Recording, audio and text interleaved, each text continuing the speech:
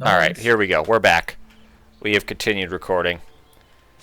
All you missed is that they took Tormentor, and unfortunately, Pudge died for their sins. As he should. Truly the savior of Dota 2. Meanwhile, Cinder might not Oh die for no. anyone's sins but his own. He gets silenced. That's the Orchid. A lot of damage, but does TP back successfully. The fear from target not hitting in time. But the siege has now come to that mid lane. XS bravely charging up the high ground. It's easy to be brave when you're a Centaur with 2300 HP and your allies behind you. Well, and they say, oh, no Pudge to hook us this time. Yeah.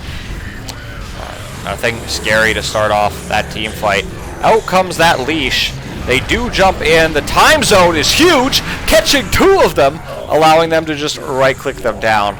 The Centaur ult does get off in time, allowing them to back off. They do still lose the middle racks to the Serpent Wards. Charge catching on to Target. Target is going to ult morph into the bear form. Pingling jumping forward. They hopefully will be able to just take Target down, E-blade him to make sure that Giggle survives, and then finish him off. I don't think they got the kill on the bear first. I know that seemed to be the Underlord's preferred target, but they do at least get the kill on the Druid. That Orchid coming out, maybe going to allow him to get the kill on the Void. He time walks in one place, and now he picks up a DD. So Bearcat might be looking to go back in. We'll see if Pingling, what he decides to do. Orchid coming off a cooldown in 1 second, but not soon enough to catch out the support face's Void. The charge catches on to the Clinks, but Giggles uses that extra move speed to just run himself away. The Clam goes in, again, got the silence, got the disarm. That's the magic of the E-blade. In jumps Pingling. They are trying to catch Bearcat, but they give up on him. They take the kill on Excess as well. And time dilation is not enough to make the Clinks tick out. So a good series of moves here from the Radiant. Gaben says that they have only a 17% chance of winning, but they're trying to do everything they can to pump that number up.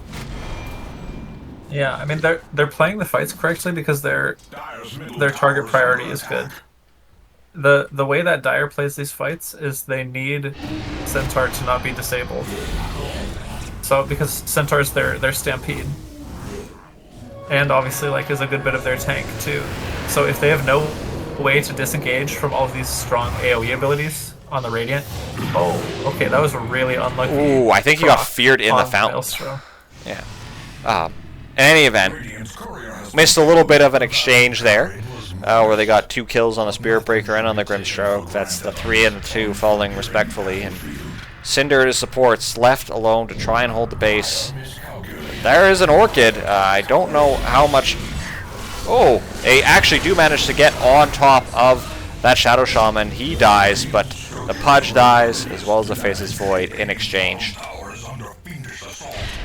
Cinder didn't end up going for that Egg Scepter that we thought. Went for the Echo Saber. And now is a full 9-second BKB. The charge coming out from the Spirit Breaker does manage to hit onto all of them. Excess jumps in, gets a stun out. But now the bear is left alone. They are also going on to Excess, managing to kill her off with that E-blade from the Clam. That item is proving to be very, very useful. Bearcat hunting with that Orchid that looks to be getting onto Pingling. He has a Conda. Ooh, that's a lot of damage, but it's not enough to claim the life of the Faceless Void. Sorry, you were saying? What item is Centaur going next? Looks like he's going for the Eternal Shroud. I think that'll help a little bit, but I don't know if that's... I mean, with the E-blade and the magic damage. Yeah. Because, yes, you are dying to magic damage, but also part of why you're dying to that is because you can't leave. Would you prefer a BKB, maybe? I mean, yes, I know there's Spirit Breaker, and the Spirit Breaker ult goes... Or the Spirit Breaker charge currently goes through BKB as well. But Spirit Breaker's generally jumping your backlines, which means you should be able to BKB and get your spells off. And I think that's probably more valuable. Like, if Centaur can go and like stand in the front line without this risk of like, yeah, just I mean getting caught and being unable to do anything. Yeah. You kind of don't have a frontliner anymore. And the charge is coming out again onto target. They managed to hit him. He seems to want to fight. Diffusal blading Giggles, but it's not going to be enough. He falls very quickly, and the team just takes a moment to clean the bugs off of them. But, you know, from being in a very difficult position, they seem to just be making the right map movements to get themselves back in it. Yeah, with the levels that they've done, they have the means to actually catch people now. Looks like the Assault Cuirass is going to be the next item to come up on Cinder. I like it, personally. I think that minus armor is going to go a long way for his team to do damage. I think that plus armor is going to be really good in terms of preventing the physical damage from the Clinks, you know, the minus armor coming out from the Weaver, that sort of thing. And the Bear will probably also be... let's see what the Bear has right now. I know it has a Diffusal Blade. Oh yeah, it already has the AC. So getting some extra plus armor just to counter that out is going to be quite helpful. Yeah, I agree with that. I mean, I also maybe would have liked a bit of like a traditional kind of offlane build with maybe a Rod of Atos, but seeing how good their catch has been in the recent minutes, I think he might have just gone the right route. I think this might just be better. Well, you have a Spirit Breaker, yeah. So much. And I mean, Spirit Breaker, that Midas is paying off. He now is sitting. Where's the? That's the Fantas. That's not it. Hold on. There we go. He's sitting the highest of the net worth on the Radiant. Still does have that Midas, and you know, rapidly collecting gold with the Octarine Core and the Shadow Blade. Yeah, he's gonna get really difficult to deal with. I think if you're Dire right now, you need to find this Grimstroke. Like, Grimstroke is just making your... Like, obviously the Underlord route and such and the Spearbreaker are causing you, like, fight disruption. But the Grimstroke is just making it so, like, 2 of your heroes at a time can't play the game and are just dying. Yeah. Well, that makes sense. And, you know... Dire's running. This is going to turn into a fight. They're all TPing. And Grimstroke needs like TP out immediately. The Centaur ult coming out, jumps in with the 2-man hoof stomp, jumping onto Cinder. Cinder, BKBs, is just trying to go through the portal. He dies though, losing Aegis already. Giggles walking away under the cover of Shadowblade, and it looks like this Underlord is just being left to the ravages of his enemies. The Pudge sits in the trees and just watches, powerless and unable to do anything. I think he pings him. You're like, bro, why didn't you help me? But he couldn't help him. No, but they would have all Pudge and Underlord would have died. No, I mean, Pudge and Void made the right decision of just get out immediately, but like, yeah, they just cannot fight at all without Grimstroke. Yeah. I feel like Dire could have potentially caught a couple more, but with Spearbreaker and the status resistance, it's pretty hard. Pudge is still there. Oh, was probably forced themselves into the trees. Okay, yeah. I mean, 24 seconds until they can TP back. I think Grim will probably be able to hold the high ground themselves, if that's what ends up happening, but... Ooh! Oh. And the Gleipnir grab, following the Pudge. Maybe we'll see him get rooted on the bot lane. Bam. Do get him successfully. And now it looks like they know they need to pick up some dust of appearances. A bit of a weird Roshan. I'm not sure who got the banner there, but it wasn't placed. Is it the... Sorry, can I open the scoreboard and just check? Hold on. Why can I not open up items? Yeah. If you open the scoreboard, you can toggle items. There we go. Yeah. I do not see the banner on anyone. Okay. Maybe it was just a casualty of war. The ult does come out from Cinder on mid lane, trying to get Darth Pikachu. The Centaur ult hopefully helping them run away, but Cinder pops the BKB. Meanwhile, Clam going in. They do heal him up. The Void just disappears. They do dismember the whatchamacallit, Clinks, but that doesn't seem to matter. Cinder also rapidly losing HP, almost solo killed, it looked like, by that Weaver, and Target getting that bear on top of the Grimstroke, killing them off. Excess now running up to that high ground. TC under the safety of his tier 4s. They will give up the chase, but now that top tier 3 is just ripe for the taking. Yeah, that was a bit of a disaster. It felt like support really wasn't coming in fast enough for the Dire, but Grim didn't get the E-Blade off on the soul-minded targets, and so they just clicked down the bugs real fast and could just chase and kill Grim, who doesn't have any defensive items right now. So, like, they got to pick on Grim alone rather than Grim being able to sit behind tanky teammates. And Grim has bought back into these fights. Giggles trying to front line. Pudge says, no, get back here. Gets pulled back into the base, but it looks like they will lose the Mega Creeps. They've already lost that melee Rex. The stun coming in from Centaur, locking them down. Cinder trying to put out the damage.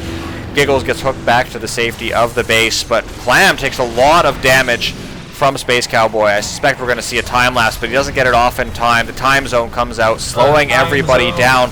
Maybe Cinder is able to do something. Pudge hooking Darth Pikachu out of the time zone. That big charge coming in onto the Centaur, catching them. They will manage to kill off the Lone Druid. He dies. The Shadow Shaman dies as well, and the Clinks gets thrown up into the air. Gets that Orchid off, actually, or the Bloodthorn, rather. Probably going to pick the Pudge off, but pays for that with his own life. Yeah, I mean, the fights are pretty solid so long as they get to, like, position well on the Radiant. Like, that was a great fight. The time zone was right on top of, like, 4 people. I don't know, Centaur once again blinks in, gets caught in, like, a billion roots and can't move, and then whole team gets caught. Yeah. But that fight, basically close to a 4K net worth swing. I think the buyback costing a bit of that, but still there's buyback on good Grim too, so that only was Oh, yeah. part of the fight. It looks like that recap. Where's buyback status? There we go.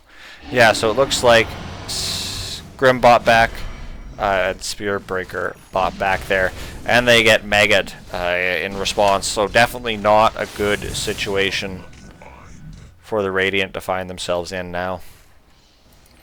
These Midases not quite paying off in the way that maybe they wanted them to, especially on the support Faceless Void. I love them for trying it, but I'm not certain that this was the way to go. Yeah. I mean, I feel like the only way this game can really get saved is by lots of stalling from the Spirit Breaker. Like, Giggles would have to clutch this super hard. Otherwise... Ooh, TC is getting caught on the bot lane. Oh, I mean, they have to leave their base to push out the Megas, otherwise they're just gonna get, like, warded, Shaman warded in their own base. And then, yeah, you just die. This game's extremely difficult. The blink stun coming in, the BKB dodges it, but at the end of the day, not a whole lot. I guess they use a Centaur ulti, but not a whole lot being spent there by the Dire. And BKB now on cooldown for that Underlord. He's going top lane to try and save the Void, but the Void dies very quickly. The charge also cancelled from the Spirit Breaker, so they think better of picking an engagement up there, especially because of what's happening on the southern part of their base. This looks like it might be the end of the game. The charge coming out onto the Weaver, but they trying to get that quick pick. He lives, he time lapses, almost back up to full health. They, meanwhile, are trying to do damage, but the only person who's died so far in this fight is the Grimstroke. So not a whole lot. A lot of spells being thrown around. 2 buybacks coming out. But those were buybacks, or sorry, should I say deaths that happened before the fight. One on the bot lane from the Weaver and the other on the top lane from the Lone Druid. But now it looks like the Radiant will just be hemmed into their fountain. The blink, the stun, catching out both the Underlord, and he just drops, catching that Spirit Breaker, and he dies as well. Just overwhelming amounts of damage. Dismember hastily cancelled, and corralled back into their fountain. The Radiant are forced to just watch their base fall. Very little that they can do here, I think, to stop what is, at this point in the game, absolutely inevitable. Yeah. They had some well-executed fights, but, I mean... I feel like Dire just kind of outdrafted them in this case, and obviously played super solid too, just punishing them very hard for all mistakes. Oh, yeah. Tough game. So the Catgirl Connoisseurs, after getting... while allowing a comeback in Game 1, manages to successfully close out Game 2 in a fairly convincing fashion. Who Yes. would you say would be your MVP of this Game 2? Of this game too, I mean, I feel like Space Cowboy was getting a lot done on the Weaver. Like, just being able to, like, I think this hero is really strong right now, but, like, played well, got some solo pickoffs, put a lot of pressure on the map, like, took open lanes that were available, Yeah. just to farm up and be, like, a fourth core, basically. Well, it's like you said in the laning stage, right? We looked at that lane, but we didn't expect a whole lot to happen. But we think that maybe the Weaver was the one who was really able to make just things happen even in that laning stage, right? So, yeah, I agree with that. I think a strong shout-out is probably the Lone Druid. Just being able to pile up the pressure on this hero. And, you know, it's a hero that dominates lanes, but, you know, dominating those two lanes 2 games in a row against 2 different heroes, or 2 different players, I should say, I think deserves some props. So, thank you everyone for joining me tonight. Thank you for watching, and thank you for coming to CoCast. I really appreciate that. Thank you. Yeah, thanks for having me. It was fun. Yeah. No worries, and have a good rest of your evening. Yes, you as well. Good night, all.